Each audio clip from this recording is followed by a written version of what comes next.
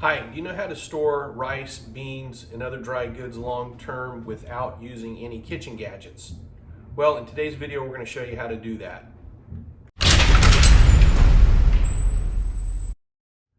So the items you'll need are a mason jar, a canning lid and a canning ring, and an oxygen absorber. Okay, so all we need here is our mason jar, our ring, our lid. We have rice and our oxygen absorbers. All we're going to do is place our rice into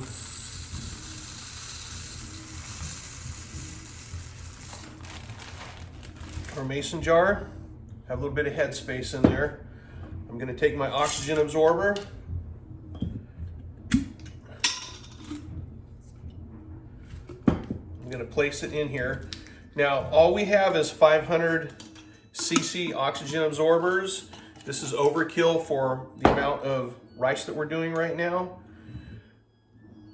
I'll have a link in the description below to Emergency USA, and they have the amount of oxygen absorbers, cc's you need for the amount of food that you're gonna dry store. Okay, so here is a couple of jars that I repurposed, mason jars from the local Amish store that I put rice and beans in about 3 days ago. But you can use old lid or jars for this.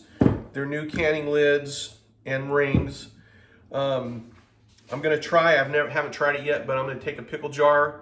I'm gonna fill it up with rice. I'm gonna put a oxygen absorber in there and use the original lid and see how that works. But if you remember from the video we did last week, I used the machine, and here is, you hear that pop? And there's the pop. Thanks for taking the time to watch this video. I hope it was helpful. It inspires you to start storing some food. Just because things are gonna cost more money, our gas prices are getting ready to go up, consumables are gonna be costing more to get to the stores, they're gonna pass that on to us.